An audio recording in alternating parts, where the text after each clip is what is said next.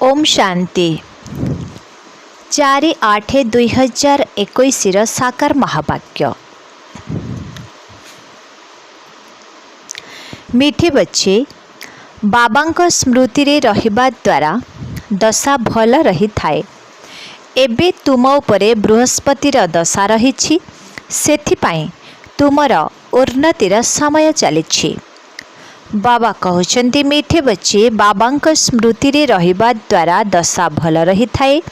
एबे तुम उपरे बृहस्पतिर दशा रही, सेथिपाई तुमर उन्नतिर समय चली। आजिर प्रश्न, जदि जोग उपरे संपूर्ण ध्यान नाही तेबे तार परिणाम कौन हेबो? निरंतर बाबा स्मृति रे रहिबार उपाय कौन? उत्तर, जदि जोग उपरे संपूर्ण ध्यान नाही तेबे चालू चालू मायार प्रवेशता हो जाए, तेणु तळकु खसी पड़ती। देही अभिमानी होई अनेक प्रकारर भूल करि चली थांती। माया ओलटा कर्म कराई चली थाए, पतित करि देई थाए। निरंतर बाबा स्मृति रे रहिबा पई हेले मुखरे अधिक कथबार्ता कर नाही, क्रोध कर नाही। देह सहित सब किछि भूली मु आत्मा परमात्मांकर संतान एही अभ्यास कर। जोग बल द्वारा कौन प्राप्ति होई थाए सेगुड़ी को स्मृति रे रख। गीत ओम नमो शिवाय। ओम शांति।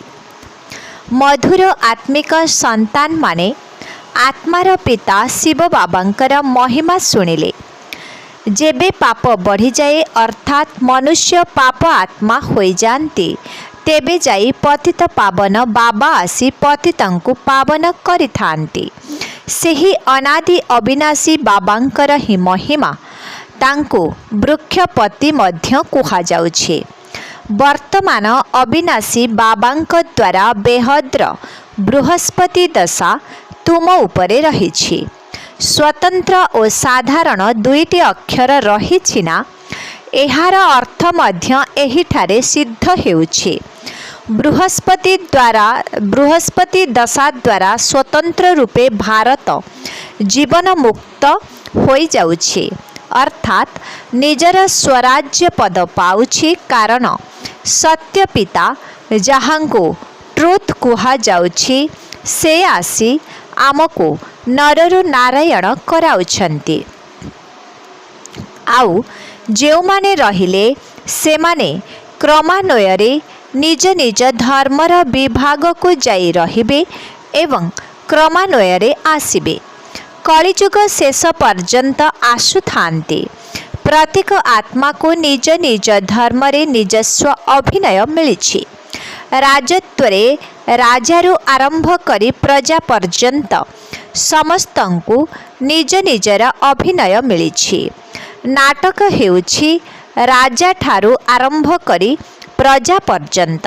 बाबा कहउछन्ते नाटक हेउछि राजा ठारू आरंभ करी प्रजा पर्यंत समस्तंकु निजर अभिनय करिबाकु पडुछि। वर्तमान पिला माने जानिछन्ति आम उपरे बृहस्पतिर दशा रहिछि। एपरि नुहे कि गोटिए दिन बृहस्पतिर दशा रहुछि ना, तुमर बृहस्पतिर दशा चलिछि। एबे तुमर उन्नतिर कला बढ़ी चलिछि। जेते बाबांको मने पकाइब सेते उन्नति हेबो। बाबांको भूलिबा द्वारा मायार विघ्न आसुछि। बाबांको मने पकाइले दशा भल होई थाए। भल भावरे मने न पकाइले निश्चय तळको खसी जीव। पुणी तुम द्वारा किछि ना किछि भूल हेबो। बाबा बुझाउछन्ते ड्रामा अनुसारे सबु धर्मावलंबी परस्पर आग पछ होई अभिनय करिबा पाई आसुछन्ति। पिलामाने जानिछन्ति स्वर्गर दशा अर्थात जीवन मुक्तिर दशा एबे आम उपरे पड़िछि। एही ड्रामार चक्र किपरि घुरुछि एहाको मध्य विस्तृत भावे बुझाइबाकु हेबो। एही सृष्टि ड्रामार चक्र स्वतंत्र रूपे भारत उपरे करा जाइछे। बाबा मध्य भारत को ही आसुचंती। गायन रहिछि, आश्चर्य भावे शुणती, कहती, भागती। चालू चालू माया प्रवेश करने कारणरू निज उच्च स्थितिरु तलकु खसी जाते। जोग उपरे संपूर्ण ध्यान देउनाहांती। पुणी बाबा आसी संजीवनी बुटी देउछंती, अर्थात सुजाग करिबा पाई बुटी देउछंती। तुमे मध्य हनुमान अट। बाबा बुझाउछंती जे वर्तमान रावण को तड़िबा पाई एही बुटी मो सुंघाई देउछि। बाबा तुमको सबु सत्य कथा सुनाउछंती। केवल बाबा ही सत्य। से आसी तुमको सत्य नारायण कथा सुनाई सत्य जुगर स्थापना करुछंती। सत्य बताउथिबारु बाबा को ट्रुथ कुहा जाउछि। अन्य माने तुमको पचारुछंती, तुमे शास्त्र को मानुछ? तुमे कुह, हाँ आमे शास्त्र को काहेकि मानिबु नाही? आमे जानिछु ए सबु भक्ति मार्गर शास्त्र। एहा आमे मानुछु। ज्ञान और भक्ति दुईटी विद्या। ज्ञान मिलुथिबारु भक्तिर आवश्यकता नाही। भक्ति अर्थात अवनतिर कला, ज्ञान अर्थात उन्नतिर कला। वर्तमान भक्ति चलुछि। एबे तुमको ज्ञान मिलुछि, जहा द्वारा सद्गति हेब। केवल भगवान ही भक्तंकर रक्षाकर्ता अटंती। शत्रु ठारू रक्षा करा जाई थाए। बाबा कहउछंती, मो आसी तुमको रावण ठारू रक्षा करुछि। देखुछ ना रावण ठारू किपरि रक्षा करा हेउछि। एही रावण उपरे विजय प्राप्त करबाकु हेब। बाबा बुझाउछंती, मधुर संतान माने एही रावण ही तुमको तमो प्रदान करि देछि। सत्य जुग को शतो प्रधान स्वर्ग कुहा जाई थाए। पुणी कला धीरे धीरे कमी जाउछि। अंतिम समय रे संपूर्ण भावे देह अभिमान रे आसी गले पतित होई जानते। नुआ घर हेउछि मासे अथवा 6 मास परे किछि किछि कला कम होई जाई थाए। प्रत्येक वर्ष घर रंग करा जाए, कला कम होई जाउछि ना? नुआरु पुरुणा, पुरुणारु पुणी नुआ। प्रारंभरु प्रत्येक जिनिस एहीपरि होई चलिछि। बुझा जाए एही घर 100-150 वर्ष पर्यंत चलिबो। बाबा बुझाउछंती, नुआ दुनिया को सत्य जुग कुहा जाई थाए। पुणी त्रेता को 25% कम कुहा जाई थाए, कारण टिकिए पुरुणा होई जाउछि। सेमाने हेले चंद्रवंशी। तांको क्षत्रिय चिन्ह देउछंती, कारण नुआ दुनिया पाए योग्य हेउनाहांती। सेथिपाई पोजिशन टिके कम होई जाउछि। समस्ते चाहुछंती कृष्णपुरी को जीवु। एपरि केही कुहंती नाही जे रामपुरी को जीवु। समस्ते कृष्णपुरी निमंते कही थांती। गायन मध्य करंती, चलो वृंदावन भजो राधे गोविंदा। वृंदावनर आशा रखंती, अयोध्या निमंते कहूनाहांती। श्री कृष्णंक प्रति समस्तंकर बहुत स्नेह रही थाए। कृष्ण को बहुत स्नेह रे स्मरण करि थांती। कृष्ण को देखि कहंती, एहांक परि स्वामी संतान भाई मिलंतु। सेंसिबल बुद्धिमान संतान अथवा कन्या माने कृष्णंक मूर्ति सम्मुखरे इच्छा करंती, एहांक परि संतान मिलो। कृष्णंक स्नेह रे रही थांती। समस्ते कृष्णपुरी चाहते। वर्तमान हेउछि कंसपुरी, रावणपुरी। कृष्णपुरीर बहुत महत्व रही। कृष्ण को समस्ते मने पकाई थांती। सेथिपाई बाबा कहउछंती, तुमे बहु समयरु मने पकाई आसीछ। एबे कृष्णपुरी जीवाको पुरुषार्थ कर। एहांक वंश को तो जाओ। सूर्यवंशी 8 पीढ़ी चले, तेणु एपरी पुरुषार्थ कर जेपरी राजवंश को जाई राजकुमारंक साथीरे झुलिब। एहा बुझिबार कथा अटे ना। बाबा बुझाउछंती पिलामाने जेते संभव मनमना भाव होई रुह। बाबांक स्मृति रे न रहिबा द्वारा स्थिति तळकु खसी जाउछि। ज्ञान केबे तळकु खसाई न थाए। स्मृति रे न रहुथिबारु तळे पड़ी जाउछंती। एहा उपरे ही आल्ला अवल दिन हाथ मताईर नाटक मध्य करा जाइछि। स्मृति रे रहिबा पाए मुखरे मुहलारा अर्थात लुहा बाटुली पकाई देउथिले। काहाकू क्रोध आसिले मुखरू किछि बाहरी जाए सेथिपाई कहिथांती मुखरे ताला पकाई दियो। कथाबार्ता न कले क्रोध आसिब नाही। बाबा कहुछंती केबे हेले काहा उपरे क्रोध कर नाही। किंतु एही कथा को संपूर्ण न बुझी शास्त्र रे किछि ना किछि लेखि देइछंती। बाबा यथार्थरे आसी बुझाउछंती। बाबा आसिले तो जाई बुझाइबे।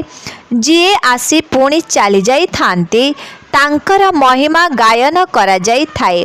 टागोर झांसी राणी आसी करी जाइछंती सेथिपाई तांको उपरे नाटक तैयारी करुछंती। अच्छा शिव मध्य आसी पुणी जाइछंती सेथिपाई शिव जयंती पालन करुछंती ना। किंतु शिव केबे आसिले आसी कौन कले ए कथा जानी नाहंती। से तो समग्र सृष्टिर पिता अटंती। निश्चय आसी समस्तंकु सद्गति देइथिबे। इस्लामी बौद्धी जीए आसी धर्म स्थापन करि जाइछंती तांकर जयंती पालन करुछंती। समस्तंकर तिथि तारीख रहिछि। एहांकर अर्थात शिवंकर तिथि तारीख केही जानी नाहंती। कहिथांती मध्य ख्रीस्तंकर एते वर्ष पूर्वरु भारत स्वर्ग थिला। स्वस्तिका चिन्ह करिबा समय रे सेथिरे चारि भाग करिथांती। चारि जुग अटे। जुगर आयु कम बेसी होई पारिबो नाही। जगन्नाथ पुरी रे हंडारे महाप्रसाद तैयारी करिथांती। पूरा चारि भाग होई जाए। बाबा कहुछंती भक्ति मार्ग रे गोलिया घंटा अर्थात अगडम बगडम करि देइछंती। वर्तमान बाबा कहुछंती देह सहित एठिकार सब किछि भूली जाओ। मु आत्मा परम पिता परमात्मांकर संतान अटे। एही अभ्यास कर। बाबा स्वर्गर रचयिता होइथिबारु निश्चय आमको स्वर्ग को पठाइथिबे नरक को पठाइबे नाही। बाबा काहा को हेले नरक को पठाउ नाहंती। प्रथमे समस्ते सुख भोग करुछंती। प्रथमे सुख परे दुख। बाबा समस्तंकर दुख हर्ता सुख कर्ता अटंती ना। आत्मा प्रथमे सुख परे दुख देखि थाए। विवेक मध्य कहुछि आमे प्रथमे सतो प्रदान पुणे सतो रजो तमोरे आसुछु। मनुष्य मध्य बुझिथांती। विदेशी बहुत सेंसिबल अर्थात बुद्धिमान अटंती। सेठारे एपरी बम तैयारी करुछंती जेपरी तुरंत विनाश होई जिवो। जेपरी आजिकाली मुर्दार को इलेक्ट्रिक चूल्हा द्वारा तुरंत शेष करि देउछंती सेहीपरि बम फोपाड़िबा द्वारा निया लागि जाउथिबारु मनुष्य मध्य तुरंत शेष होई जिवे। संसार रे निया लागि जिवो। एपरी तोफान आसुछि जे गाँ गाँ शेष होई जाउछि। से समय रे एपरी कौनसी व्यवस्था रहुनाही जहा द्वारा काहाकू बंचा जाई पारिबो। विनाश निश्चय हेबो। पुराणा दुनिया शेष होई जिवो। गीतारे मध्य वर्णना करा जाइछि। बाबा बुझाउछंती यूरोपवासी एपरी बम छाड़िबे जे जना पड़िबो नाही। तुमे पिला माने जानिछ कल्प पूर्वरु विनाश होइथिला एबे मध्य हेबो। तुमे मध्य कल्प पूर्व सदृश पढ़ुछ। धीरे धीरे एही अक्षर वृद्धि हेबो। वृद्धि होई होई पुणी स्थापना होई जिवो। भल फूल मानंकु मध्य मायार विघ्न ଖସାଇ ଦେଉଛି। ସମ୍ପୂର୍ଣ୍ଣ ଯୋଗରେ ନ ରହିବାରୁ ମାୟା ବିଘ୍ନ ପକାଇଥାଏ। ବାବାଙ୍କର ସନ୍ତାନ ହୋଇ ପବିତ୍ରତାର ପ୍ରତିଜ୍ଞା କରି ପୁନର୍ବାର ବିକାରର ବଶୀଭୂତ ହେଲେ ନାମ ବଦନାମ କରିଦେବେ। ପୁଣି ବହୁତ ଜୋରରେ ଧକ୍କା ଲାଗିବ। ବାବା କହୁଛନ୍ତି ଏହି କାମ ବିକାରର ମାଡ଼ରେ କେବେ ହେଲେ ଆକ୍ରାନ୍ତ ହୁଅ ନାହିଁ। ପିଲାମାନେ ଜାଣିଛନ୍ତି ଏଠାରେ ରକ୍ତର ନଦୀ ବହିବ। ସତ୍ୟ ଯୁଗରେ କ୍ଷୀରର ନଦୀ ପ୍ରବାହିତ ହୋଇଥାଏ। ତାହା ନୂଆ ଦୁନିଆ, ଏହା ହେଉଛି ପୁରୁଣା ଦୁନିଆ। କଳିଯୁଗରେ ଦେଖ କ'ଣ ଅଛି? ନୂଆ ଦୁନିଆର ବୈଭବ ଦେଖ ବହୁତ ଅଛି। ଏଠାରେ କିଛି ହେଲେ ନାହିଁ। କନ୍ୟାମାନେ ସାକ୍ଷାତକାରରେ ଯାଇ ଦେଖି ଆସୁଛନ୍ତି।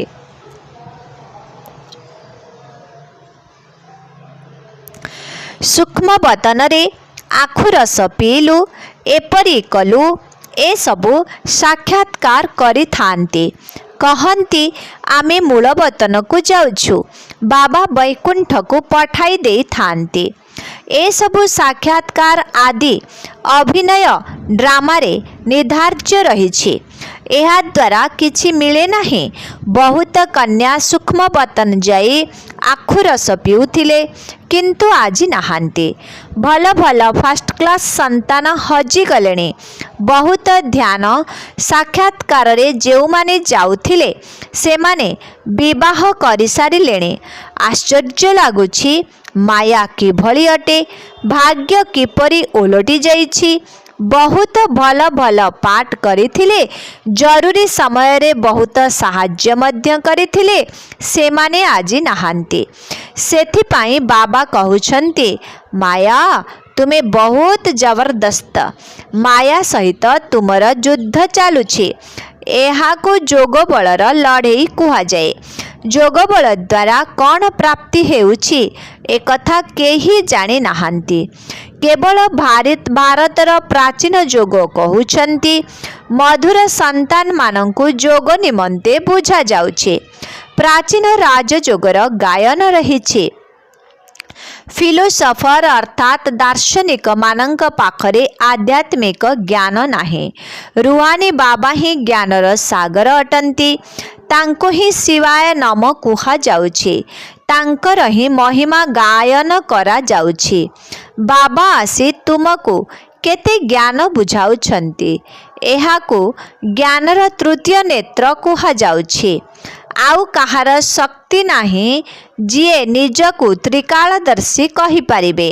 ତ୍ରିକାଳଦର୍ଶୀ କେବଳ ବ୍ରାହ୍ମଣ ଅଟନ୍ତି।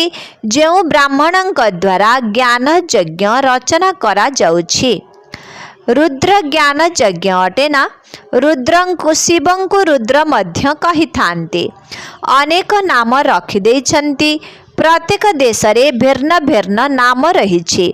ବାବାଙ୍କ ବ୍ୟତୀତ ଆଉ କାହାର ଏତେ ନାମ ନାହିଁ। ଏହାଙ୍କୁ ମଧ୍ୟ ବବୁଲନାଥ କୁହାଯାଏ। ଯେଉଁଥିରେ କଣ୍ଟା ଥାଏ ତାକୁ ବବୁଲ କୁହାଯାଏ। ବାବା କଣ୍ଟାରୁ ଫୁଲ କରୁଥିବାରୁ ତାଙ୍କର ନାମ ବବୁଲନାଥ ରଖାଯାଇଛି। ବମ୍ବେରେ ବବୁଲ ମନ୍ଦିରରେ ବହୁତ ମେଳା ହୋଇଥାଏ। ଅର୍ଥ କିଛି ହେଲେ ବୁଝନ୍ତି ନାହିଁ। ବାବା ବସି ବୁଝାଉଛନ୍ତି ଏହାଙ୍କର ସଠିକ୍ ନାମ ଶିବ ଅଟେ। ବ୍ୟାପାରୀମାନେ ମଧ୍ୟ ବିନ୍ଦୁକୁ ଶିବ କହିଦେଇଥାନ୍ତି। 1 2 ଗଣନା କରି 10ରେ ପହଞ୍ଚିଲେ ଶିବ ବୋଲି କହିଥାନ୍ତି। ବାବା ମଧ୍ୟ କହୁଛନ୍ତି ମୁଁ ବିନ୍ଦୁ, ଷ୍ଟାର ଅର୍ଥାତ୍ ତାରକା ସଦୃଶ। ବହୁତ ଲୋକ ଗୋଟିଏ ତିଳକ ମଧ୍ୟ ଲଗାଇଥାନ୍ତି। ମାତା ଓ ପିତା, ଜ୍ଞାନ ସୂର୍ଯ୍ୟ, ଜ୍ଞାନ ଚନ୍ଦ୍ରମାର ଚିହ୍ନ। କିନ୍ତୁ ସେମାନେ ଅର୍ଥ ଜାଣିନାହାନ୍ତି। ବାବା ଯୋଗ ବିଷୟରେ ବୁଝାଉଥିଲେ। ଯୋଗ କେତେ ପ୍ରସିଦ୍ଧ। ଏବେ ତୁମେ ଯୋଗ ଶବ୍ଦ ଛାଡ଼ି ୟାଦ କର ଅର୍ଥାତ୍ ମନେ ପକାଅ। ବାବା ବୁଝାଉଛନ୍ତି ଯୋଗ ଅକ୍ଷର କହିଲେ ବୁଝିପାରିବେ ନାହିଁ, ମନେ ପକାଇବା କହିଲେ ବୁଝିବେ। ବାବାଙ୍କୁ ବହୁତ ୟାଦ କରିବାକୁ ହେବ। ତାଙ୍କୁ ସାଜନ ମଧ୍ୟ କୁହାଯାଏ। ପାଟରାଣୀ କରୁଛନ୍ତି ନା? विश्व राजधानीर संपत्ति बाबा देउछन्ति। सत्य जुगरे जणे पिता रहिबे, भक्ति रे 2 जण पिता और ज्ञान मार्गरे एबे तुमर 3 जण पिता अटंती। केते आश्चर्य कथा, तुमे अर्थ सहित जानिछ। सत्य जुगरे समस्ते सुखी हेबे, सेथिपाई पारलौकिक पितांकु जानिबार आवश्यकता नाही। एबे तुमे 3 जण पितांकु जानिछ, केते सहज बुझिबार कथा अटे। अच्छा, मिठे मिठे शिखिलदी संतान मानक प्रति मात पिता बाप दादांकर मधुर स्नेह भरा स्मृति एवं सुप्रभात। आत्मिक पितांकर आत्मिक संतान मानंको नमस्ते। आत्मिक संतान मानंकर आत्मिक पितांकु ओम शांति नमस्ते। मुख्य सार 1 नंबर, बाबांक स्मृति रे रहिबा पाई मुख्य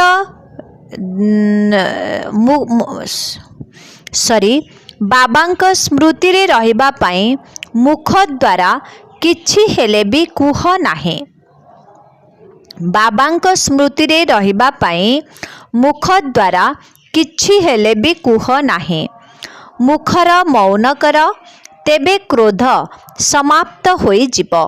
काहा उपरे क्रोध करिपार नाही।